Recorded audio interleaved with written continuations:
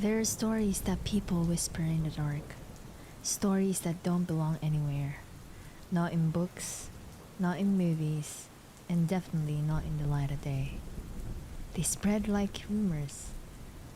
Someone tells a friend they swear it happened to their cousin, or the workers' brothers, or someone they used to know. But the strange thing about these stories is that no one ever seems to remember how they even started. Tonight, I'll tell you three of them. Three stories that shouldn't exist, but do.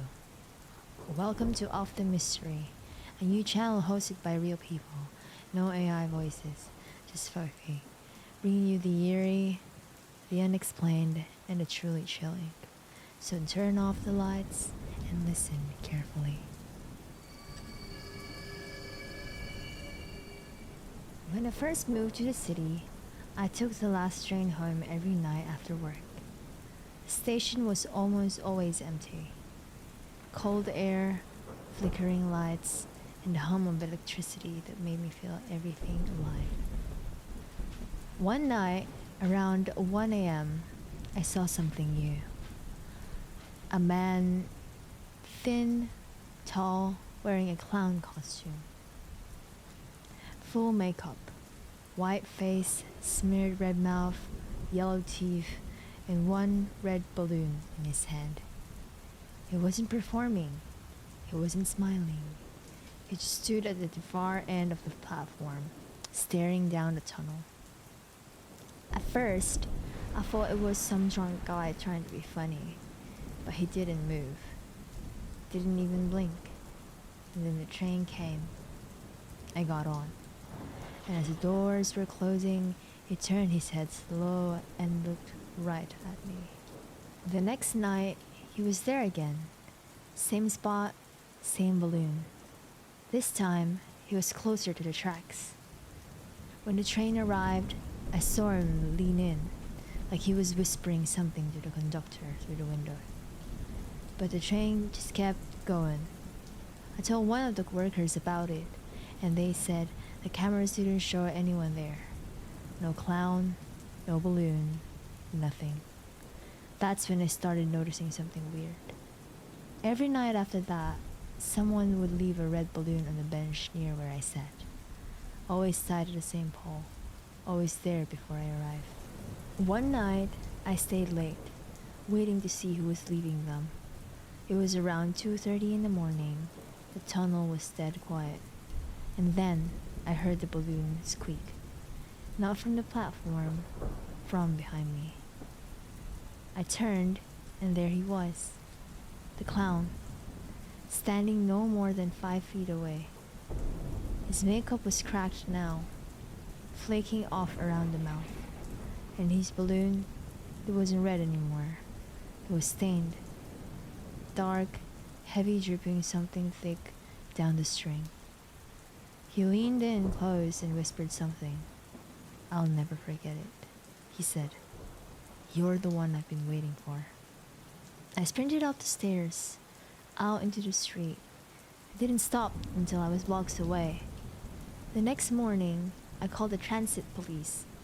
They said no one matched my description, and no clowns had been seen that night. A week later, there was a story in the news. They found a man living in the abandoned subway maintenance tunnels, surrounded by old costumes, masks, and hundreds of deflated balloons. Each balloon had a name written on it, and one of them was mine. Sometimes I still dream about that subway platform, and when I wake up, I swear I can still hear the echo of balloons squeaking somewhere in the dark.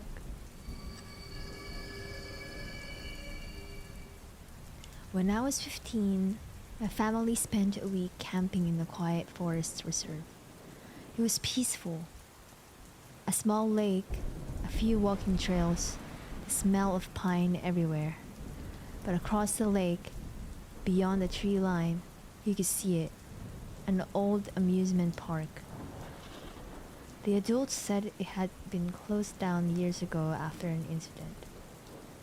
Something about a power surge and a fire that spread through the midway. Nobody ever rebuilt it. At night, you could still see the outline of the Ferris wheel against the moonlight. It would sway slightly in the wind, creaking like it was still alive. And sometimes, if you listened long enough, you could swear you heard music. Just faintly, a carousel tune, off-key, echoing through the trees. My brother, Tyler, wanted to explore it. I told him it was probably full of rats and rusted metal. But curiosity always wins when you're a kid. One night, after just midnight, we snuck out of the tent with a flashlight and a canoe. The lake was still. Paddles barely made a sound. As we got closer, the park came into view. Fences bent, ticket booths collapsed.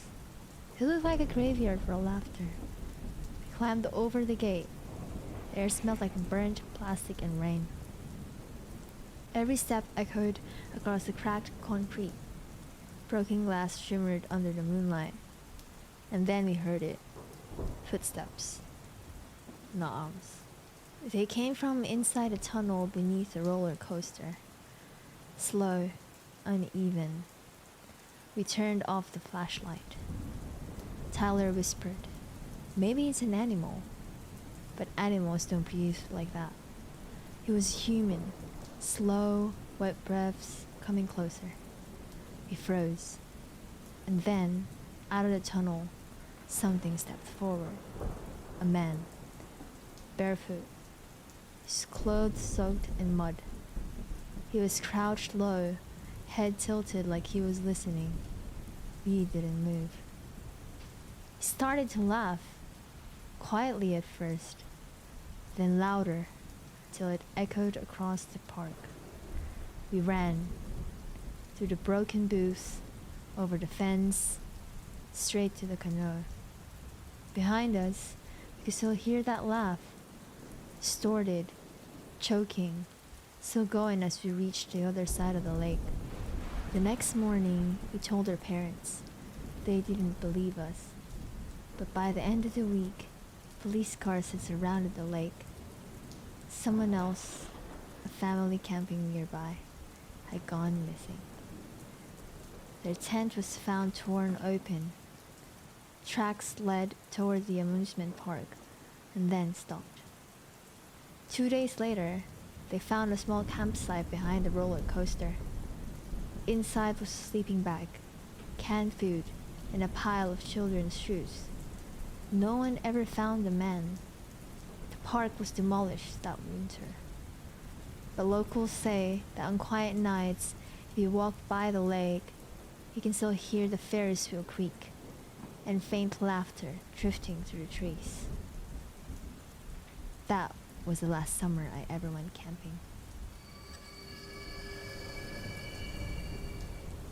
When I turned 19, I got hired as a night lifeguard at the hotel resort of the coast.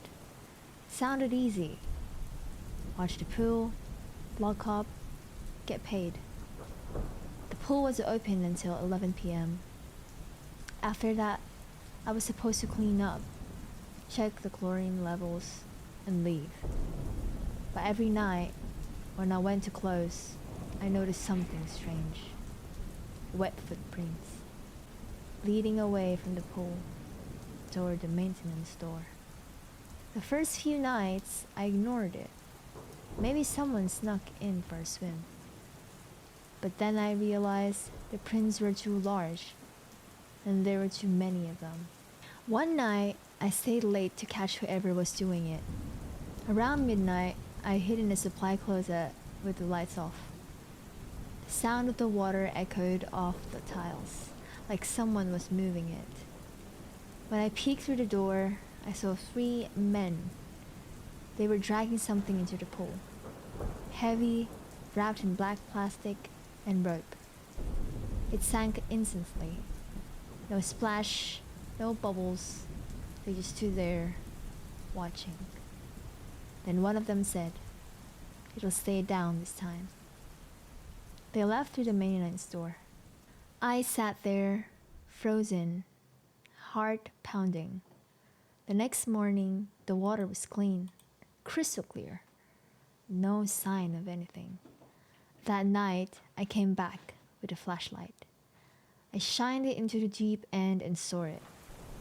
There's a shape, large, human shaped. Before I could even move, someone grabbed my shoulder, and it was my manager. He looked so pale, like he already knew, and just said, "You didn't see anything. You still want this job, right?" I quit that night, packed my things, and left town. But a few months later, I saw the hotel on the news. It had burnt down an electrical fire. During cleanup, firefighters found something under the collapsed pool. 8 black bags, each one tied the same way. They ruled it a construction accident, but I know what I saw, and sometimes when I close my eyes, I still see the water rippling, like something still moving underneath. Some stories don't need monsters, just people, in the quiet, empty places where they think no one will notice. So if you ever find yourself somewhere strange, like a lake at night, a subway after hours, or an empty pool, and you feel like someone's watching you, don't look for them, because they might already be right behind you. Real stories, real fear.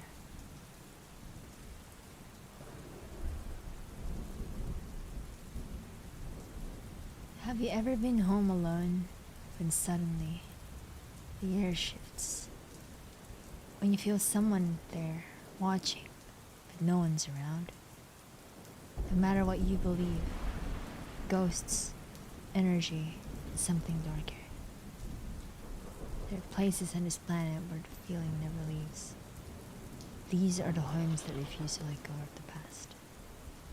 From mansions drenched in tragedy to castles whispering centuries of death.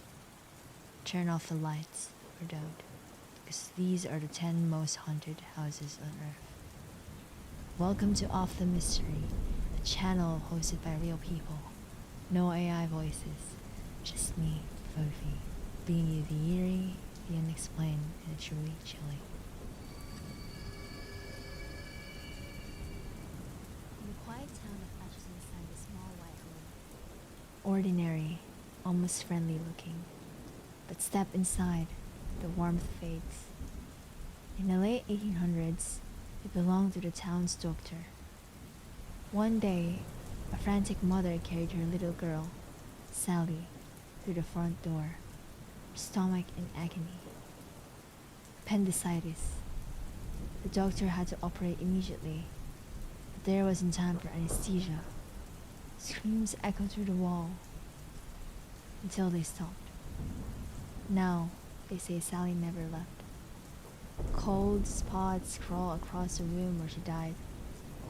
Fires start on their own.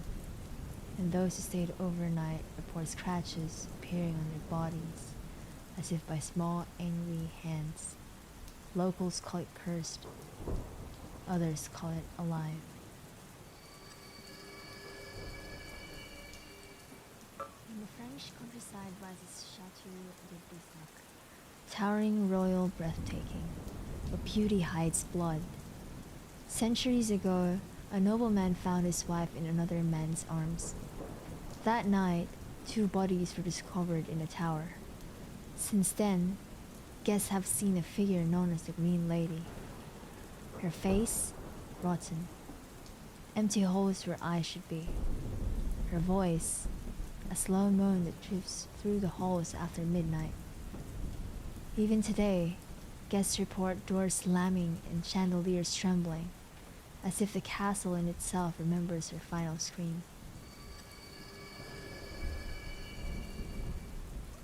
A lonely home overlooking the cold gray sea. It once hosted world leaders. Even Reagan and Gorbachev met here during the Cold War. Before diplomacy came dread. British officials who lived there complained of laughter echoing from empty rooms. A girl's reflection appeared in mirrors, though no one was there. One ambassador fled the home entirely, demanding to be reassigned, saying only, "We do not confirm or deny that the half the house was a ghost." Even now, Reykjavik locals cross the street to avoid his shadow. Brownstone elegance in Greenwich Village. Behind his red brick walls, something sinister lingers. Mark Twain once lived here and wrote about wood that floated mid-air and whispers that followed him down the stairs. Years later, tragedy struck. A young girl was murdered by her parents inside the home. Police reported cold drafts, shadows darting across the walls, and an overwhelming feeling of rage. They say 22 ghosts haunt this place, including Twain himself. Visitors claim to see his white-suited apparition on a staircase, forever pacing, forever trapped.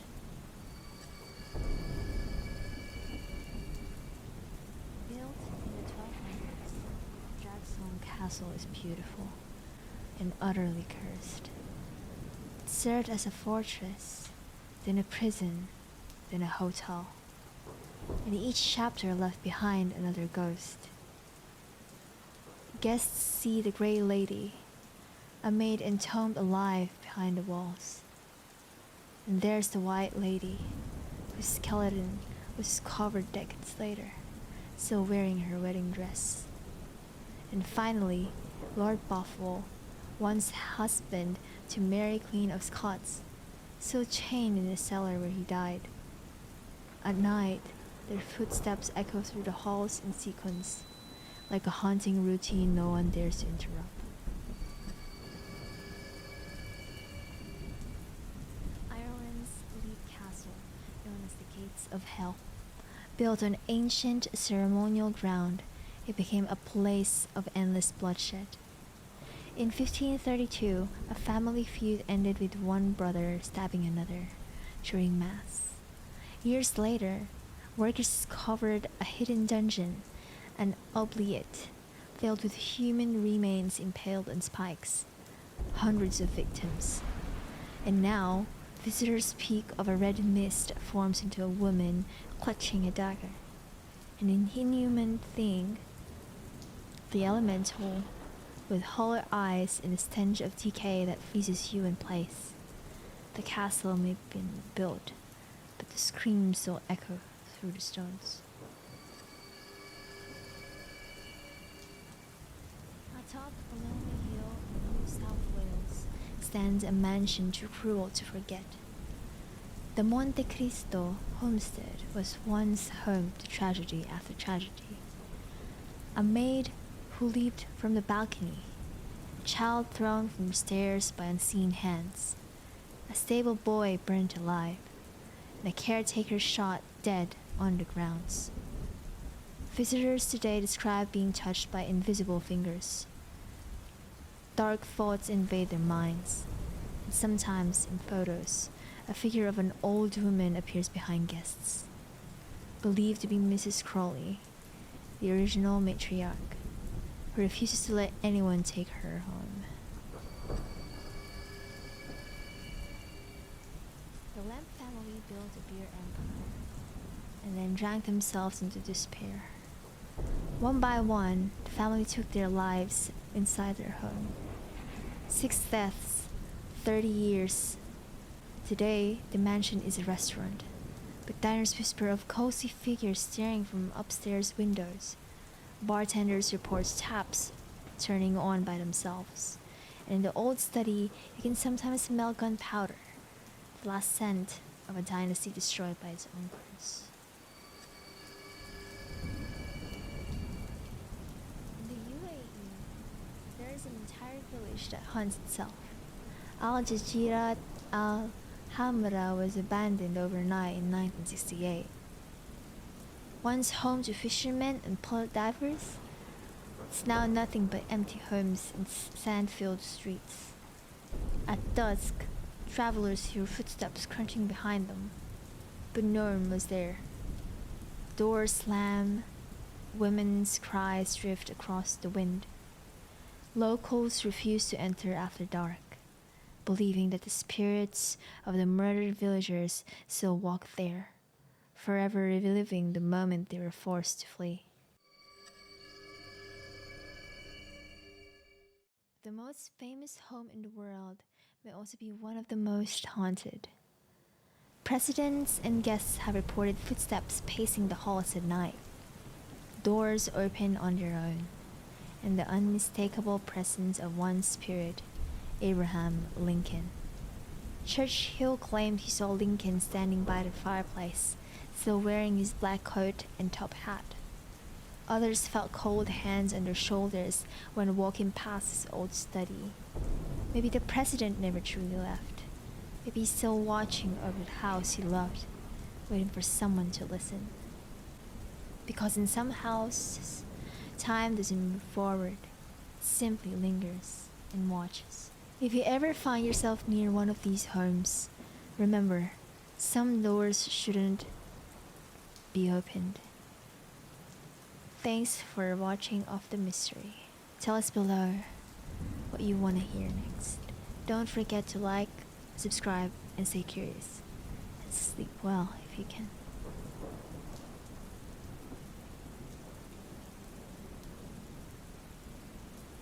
When people think of vampires, they picture the caped, fictional creatures from old movies such as Dracula.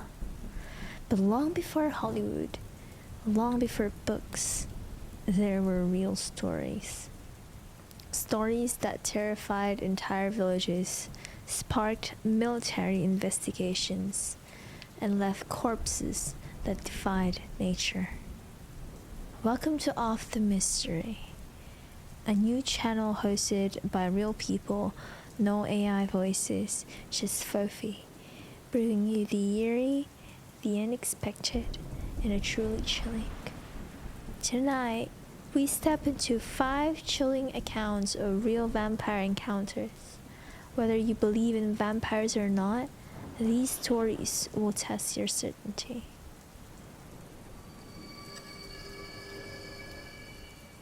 Europe, 1725. A cold wind swept through the Serbian village of Kiseljevo as a farmer named Peter Plogojowicz died and was buried like any other man. But 3 days later, he came back. It began with a knock on his son's door. The terrified young man opened it and froze. There stood his father, pale, silent, eyes sunken. Peter simply said one word: food. The son fed him, too afraid to refuse.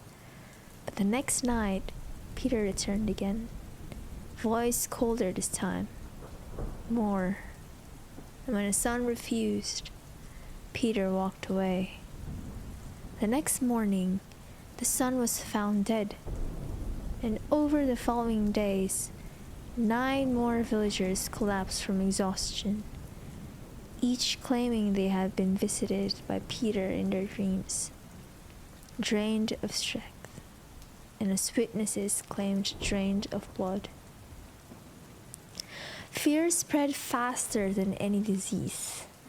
The parish priest alerted the authorities, and soon imperial officers arrived with an executioner.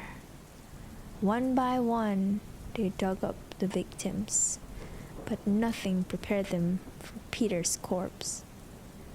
He looked freshly asleep, eyes open, skin untouched, and worst of all, dried blood clung to his lips. The executioner drove a stake into Peter's chest. A scream erupted, so loud and so human that hardened soldiers staggered back. Peter's body was burned to ash. The deaths finally stopped. Official reports from 1725 document the investigation, and to this day, historians couldn't explain what the officers found inside Peter's grave. The village of Blob, Poland. A herdsman named Emlot had always been known as a difficult, angry man. When he died, the villagers felt relief. But relief didn't last. At night, a familiar voice echoed through the streets, calling out the names of villagers one by one. The voice was his. People peeked from their shutters and swore they saw Emlot, pale, rotting, walking slowly through the fog, whispering the names of those soon to die. Terrified, officials exhumed his corpse and drove a stake through his heart. But that only made things worse, as the next night he came back looking mutilated, twisted, and furious. Villagers dropped dead from fright. Others were found suffocated in their beds. Emla mocked those who tried to stop him, laughing as they attacked his undead body. Finally, an executioner was summoned. He pierced the corpse with white thorn stakes, a traditional final death technique, and burned the body. Witnesses swore, fire screamed, and when the last embers died, the haunting stopped. Silesia, 1582. A well-respected man named Janus Canisius suffered a brutal injury after being kicked by his horse. Before dying, he spoke of ghostly figures, burning sensations, and shadows whispering in his room. At the moment of his death, a black cat leaped onto his bed. He was buried near the church altar, reserved for important citizens. But only days later, villagers whispered about nighttime disturbances. Those visited by Canisius described the same horrifying signs: an unbearable smell of decay, freezing, corpse-like breath, and the sound of grinding teeth in the darkness. People tolerated it for months, until midsummer, when panic took over. They exhumed his coffin. Inside, they found something impossible. His skin was soft and warm. His joints moved freely, like the recently living. And when they cut his leg, fresh blood poured out. Canisius was burned, then hacked apart and crushed to ash. Only then did the visits stop.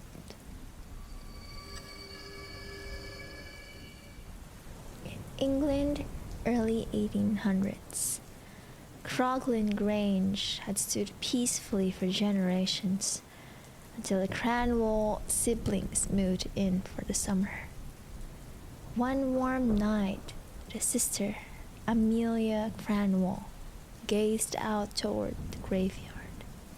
Between the tombstones, two tiny lights flickered. At first, she thought they were fireflies, but they moved together rhythmically, like eyes. The lights crept over the wall, floated across the lawn, and stopped beneath her window. Amelia shut the window, bolted the door, and tried to sleep. A rustling sound awoke her. Then she heard breathing on the other side of the glass.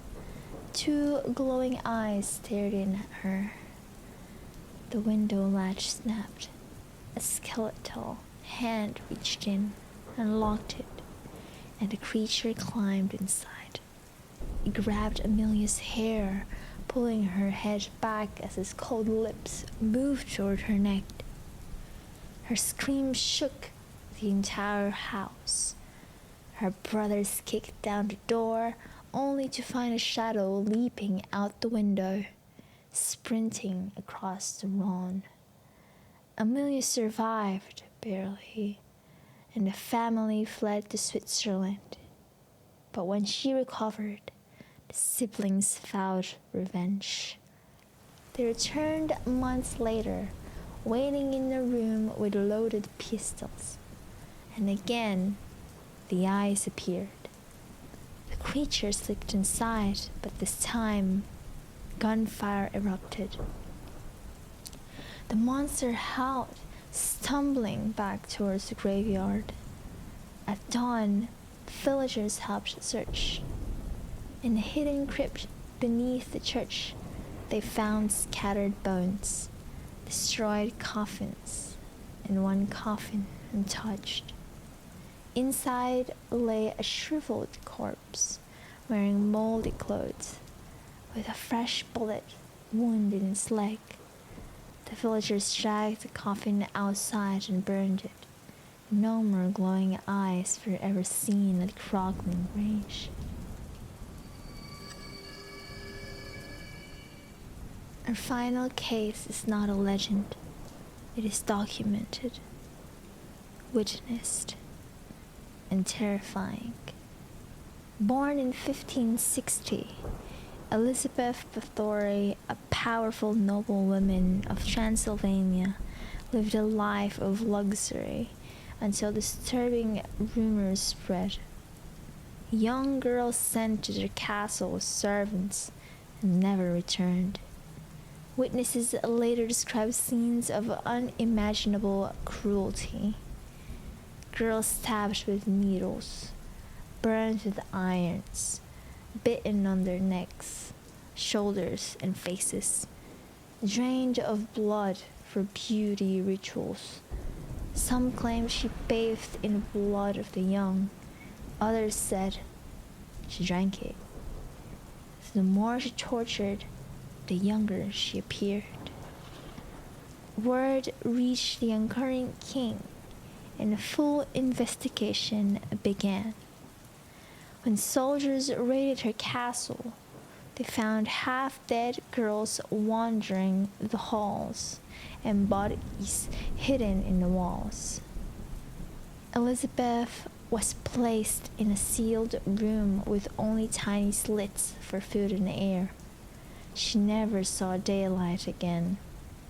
4 years later, she told her guard, "My hands are cold." He replied, "Just lie down, mistress."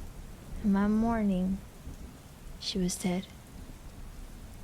Whether she was a vampire or simply the most brutal killer in history, her legacy inspires centuries of vampire mythology. So, what do you think? Were these cases the result of superstition, disease, or something darker? Stories like these shaped modern vampire legends, but for the people who lived them, they were terrifying realities. If you enjoyed tonight's journey into the strange and the unexplained, don't forget to like, subscribe, and join me next time for another Of the Mystery.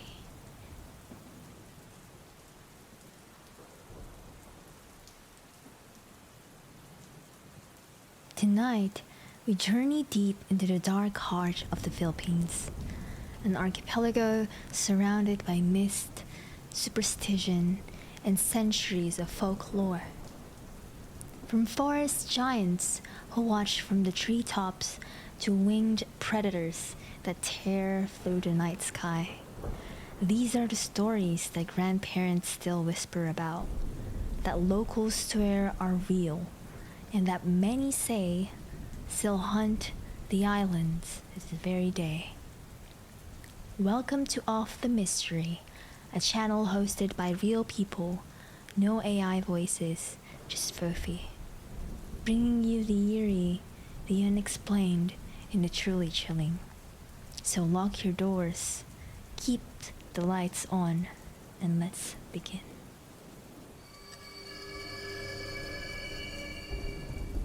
High above the forest floor, where the air smells of moss and tobacco smoke, something watches. The capre, a towering, dark, hairy giant, is said to dwell in ancient trees like the balete, acacia, or even the old mango.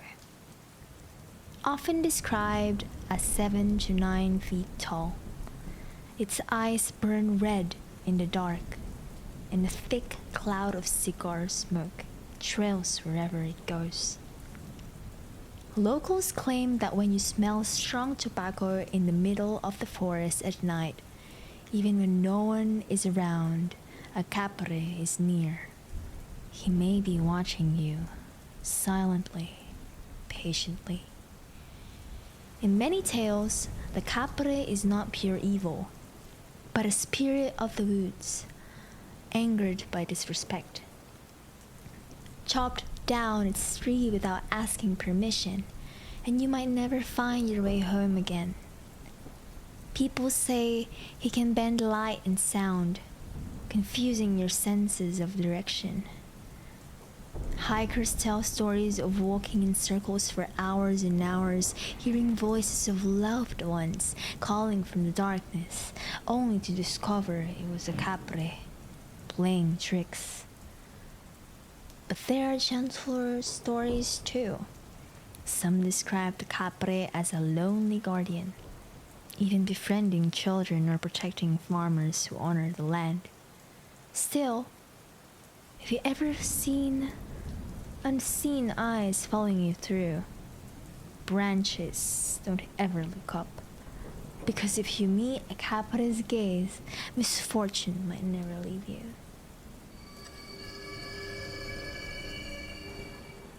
Half man, half horse, and entirely unsettling. The tikbalang roams rural trails, waiting for travelers who stray from the path. Standing up to 10 feet tall, with the head of a horse and the body of a human. It's one of the most infamous tricksters in Filipino folklore. Many say that tikbalang loves to toy with humans. It makes you walk in circles, whispering laughter in the wind as you pass the same tree over and over again. Some stories say that if you suddenly find yourself lost on a familiar trail, or if the air grows cold without warning, a tikbalang is near. It's said they enjoy making travelers panic, dropping items, slipping on rocks, or even wandering dangerously close to cliffs. To escape, there's an old trick. Take your t-shirt off and wear it inside out. For reasons unknown, this confuses the tikbalang, breaking its illusion and letting you go free. One ancient story tells of a hunter who dared to confront a tikbalang. He snuck up behind it, plucked 3 golden hairs from its mane, and the beast became his loyal guardian for life. But not all who try are so lucky. Most never find their way back. So if you're hiking through the misty mountains of Luzon or the forests of Mindanao and you hear hooves in the fog, don't run. Just remember to turn your shirt inside out. She looks human until she isn't. The manananggal is one of the most terrifying creatures in Filipino mythology. A vampire-like woman who detaches herself, her upper body from legs, and flies through the night searching for prey. By day, she appears beautiful and kind, blending perfectly into village life. But at night, under the full moon, her torso splits from her lower half, enormous bat wings sprouting from her back. She hunts the sleeping and the helpless, especially pregnant women, who she preys upon by feeding on their unborn children. Villagers tell stories of hearing faint flaps of wings on quiet nights, a sound that instantly freezes the blood. Dogs howl uncontrollably, chickens panic without reason, and then silence. Her tongue, long and thread-like, is said to slither through cracks in windows to reach her victims. To this day, some old homes keep bowls of salt or crushed garlic near windows to ward her off. There's only one way to kill a manananggal. Find her abandoned lower body, left hidden near banana trees or fields, and sprinkle salt, ash, or crushed garlic over the open wound. When she returns, she won't be able to reattach, and it will perish at sunrise. Even now, villagers claim to have seen strange women with no shadows, or fainted winged figures in the distance when the moon is full. So if ever you're in a quiet rural town in the Philippines and the night air feels too still, listen carefully. Because once the manananggal sets her eyes on you, she never misses twice.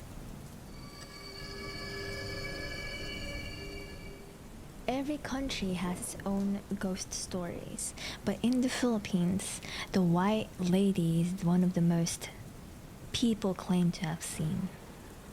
She appears on lonely roads, long hair covering her face, dressed in white, silent and still.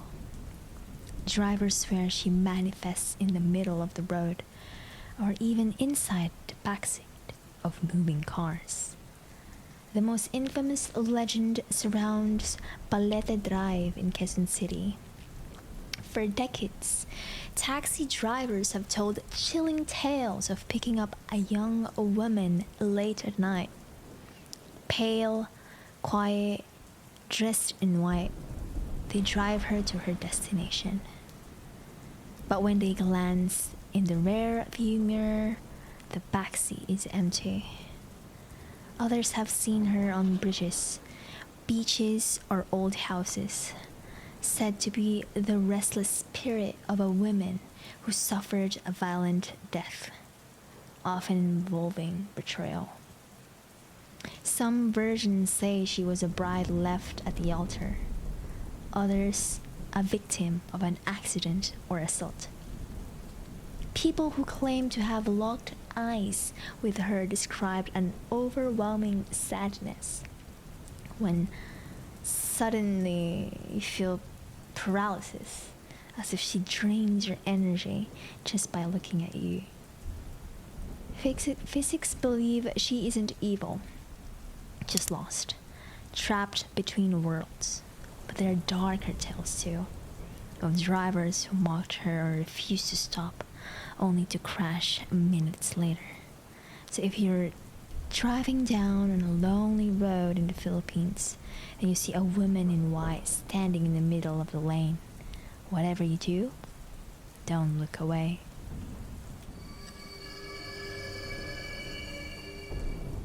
The final creature on our list is perhaps the most disturbing of them all, because it uses the one sound no human can ignore: a baby's cry. The tiyanak lures its victims by mimicking the sound of crying infant. Travelers hear the faint wail of a child deep in the forest or by the roadside and instinctively go to depth. But when they approach, the baby transforms, into a tiny, sharp-toothed monster with red eyes and twisted limbs, attacking with inhuman strength. Some say that Tianak is the soul of an unbaptized child, cursed to wander the earth for eternity. Others claim it's a demon in disguise, exploiting human compassion to feed on fear. Old stories from Batangas and Pampanga tell of hunters vanishing after chasing the sound of a crying child. The next morning, only footprints, small, barefoot, and leading into the trees, are found. There's a chilling superstition. If you hear a baby crying at night, you must not follow the sound. Instead, remove your shirt, turn it inside out, and pray, much like escaping the Tikbalang.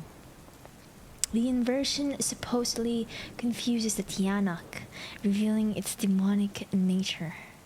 It's said that when the creature fails to lure someone, it screams in frustration. A cry far more horrifying than any human sound. The Tiyanak teaches one cruel lesson. Not everything that sounds innocent deserves your trust. So be careful. From the watchful eyes of the Kapre to the deceptive cries of the Tiyanak, Filipino lore is filled with monsters that embody the fears, morals, and mysteries of its people. Some say these stories are just myths. Others believe that they're fragments of truth, glimpses into something we've forgotten how to see. Whether they're real or just echoes of imagination, one thing is certain. They've survived centuries of retelling for a reason. Thank you for watching Off the Mystery. Don't forget to like, comment, and subscribe. Since we're a new channel, we'd appreciate the support. Let us know what mysteries you would want us to explore next, because every legend starts somewhere, and some still walk among us.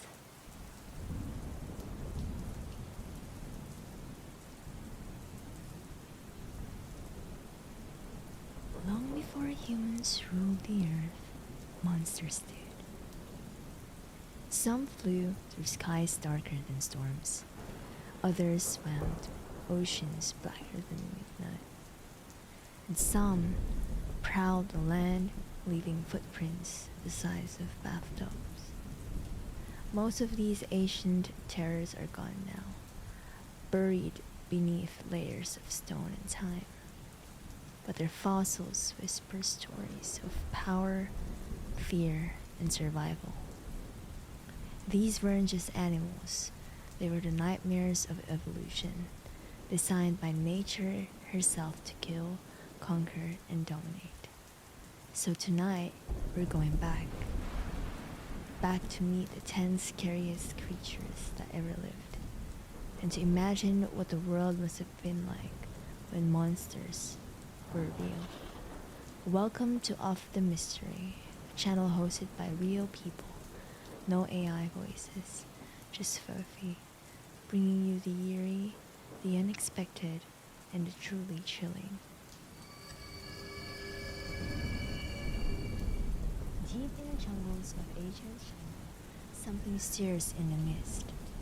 Branches snap, the ground shakes. Then you see it, towering above the trees, a massive ape, its dark fur slick with rain. This was Gigantopithecus, the largest primate to ever live. Standing nearly 3 meters tall and weighing over 1,200 pounds, it was a real-life giant. Its closest living relative today, the orangutan. Gigantopithecus was a vegetarian, surviving mostly on bamboo and fruit. But make no mistake, if you wandered too close, it could crush a human skull like a grape. Its raw strength was unmatched, Some scientists even believe that this creature inspired ancient legends, stories of the Yeti and Bigfoot. But 300,000 years ago, it vanished. Maybe from hunting by nearly early humans, because its forest home disappeared. Or maybe something even bigger hunted it. Before dinosaurs ever roamed, the seas were alive with horrors. Beneath the waves of the ancient Silurian seas, a shadow glides silently over the ocean floor. It looks like a scorpion, except it's as long as your arm. Meet Punomoscorpius, the giant sea scorpion. A creature almost 1 meter long, armed with sharp pincers and a venomous stinger. Back then, the Earth's atmosphere was thick with oxygen, and insects, including scorpions, grew to terrifying sizes. Its stinger could inject massive doses of venom, powerful enough to paralyze prey instantly. And if you think today's bugs are bad, imagine walking into shallow water and seeing this thing crawl out. A living nightmare, proof that the ocean has always belonged to monsters.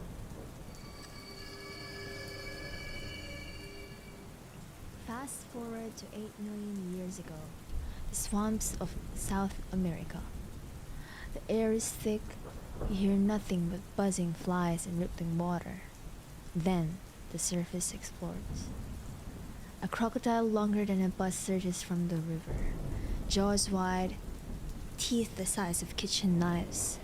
This was Purosaurus, the largest crocodile ever discovered. 13 meters long, weighing over 8 tons, its bite force could crush bone, shell, or steel. It didn't just hunt fish, it hunted everything. Turtles, giant rodents, and even early mammals. Nothing is safe. If modern crocodiles are silent killers, Purosaurus was dead itself.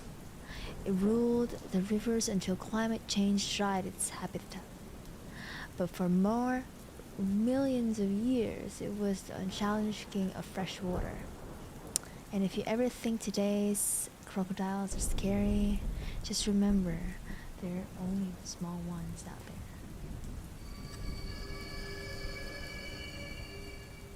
The sky of prehistoric Texas darkens.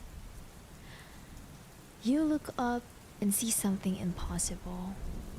Wings as wide as a small airplane, a long, sharp beak pointing downward, and eyes that lock onto you like a predator.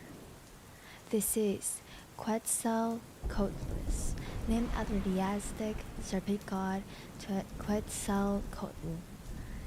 It stood as tall as a giraffe, with a wingspan of 15 meters. Scientists believe it didn't hunt in the air, it hunted on land.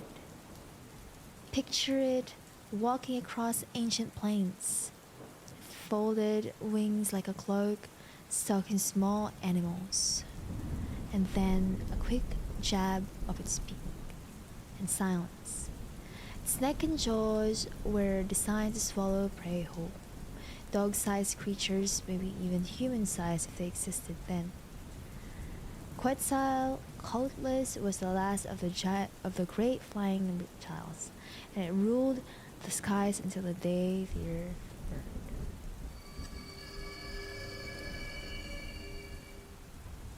The ocean, endless, black, silent. Now imagine something moving beneath you. Massive, ancient, unseen. A shadow the size of a house gliding just out of sight. That's Megalon, the biggest shark ever known. 60 feet long, 50 tons of muscle and teeth.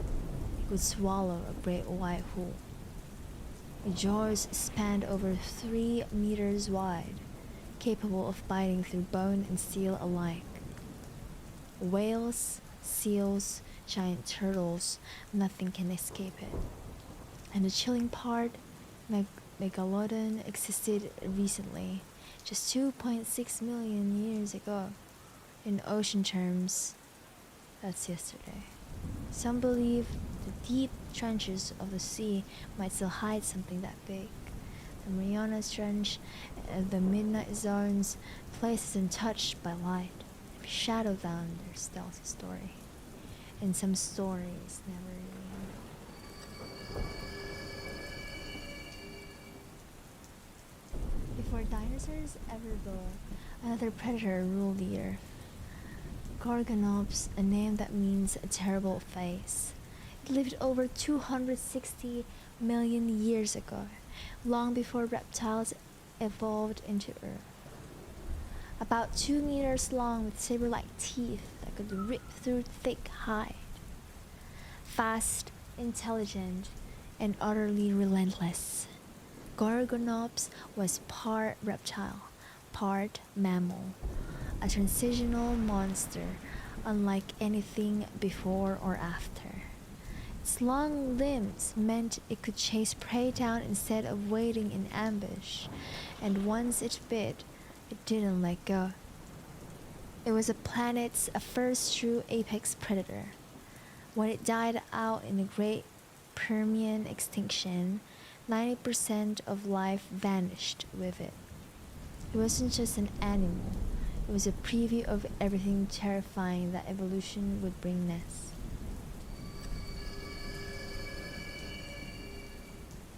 Imagine walking across the grassy plains of prehistoric South America and hearing footsteps behind you. You turn around and see a bird taller than a man, running at full speed. This was Porus racus, one of the infamous terror birds. They couldn't fly, but they didn't need to. Their legs were built for sprinting, their beaks for killing. Their skulls stretched nearly a meter long, ending in a hook designed to puncture skulls and crush bones. They chase down prey, strike once, and then swallow whole chunks at a time. For millions of years, they ruled as apex predators until the first big cats and wolves crossed the land bridge from North America. The battle between fur and feather began, and this time the bird lost. Still, their fossils show that the last thing their prey ever saw, a blur of feathers and a hooked beak coming straight for the throat. The rainforests of ancient Colombia, silent except for the hiss of something massive. From the swamp rises Titanoboa, the largest snake to ever exist. 15 meters long, the length of a bus, and thicker than a human torso. It killed not with venom, but with pressure. When Titanoboa coiled around its prey, it could exert over 400 pounds of force per square inch, enough to crush bones, organs, even skulls. It lived in a world warmer and wetter than ours, a greenhouse Earth where reptiles grew colossal. And in those murky waters, the Titanoboa was unstoppable. Scientists say its discovery changed how we understood evolution. It proves that when the world heats up, monsters grow.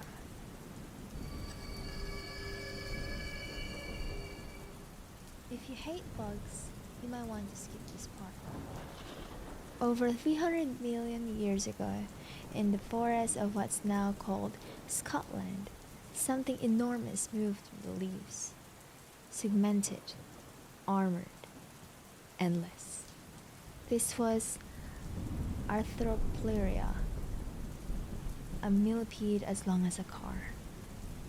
3 meters from head to tail, it slithered through the undergrowth, each of its 100 legs clattering against stone.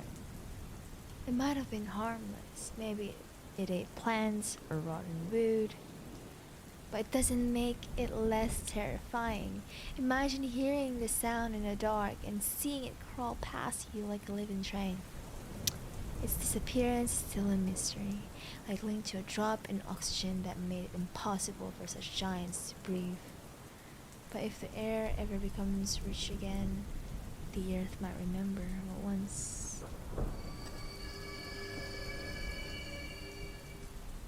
And finally, the king of all prehistoric predators, Mosasaurus, the terror of the sea.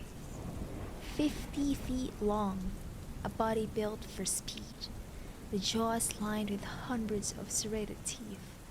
It's hunted sharks, turtles, and even other mosasaurs. Its skull looked like a crocodile, but it swam like a torpedo, built purely to kill. Imagine being in a small boat 70 million years ago, looking down into the blue, seeing two glowing eyes rising from the depths. The last thing you'd hear, the roar of water as it struck from below. Instant silence. Mosasaurs vanished with the dinosaurs, wiped by the same cataclysmic event. But if ever you look at the open ocean and feel uneasy, maybe it's because some primal part of you remembers.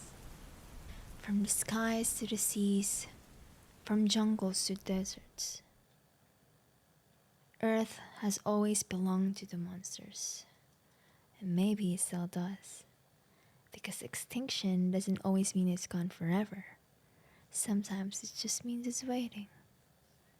Which one of these creatures terrified you the most? Thanks for watching Off the Mystery.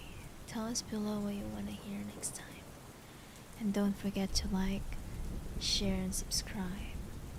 And stay curious, because history still has monsters hiding in it.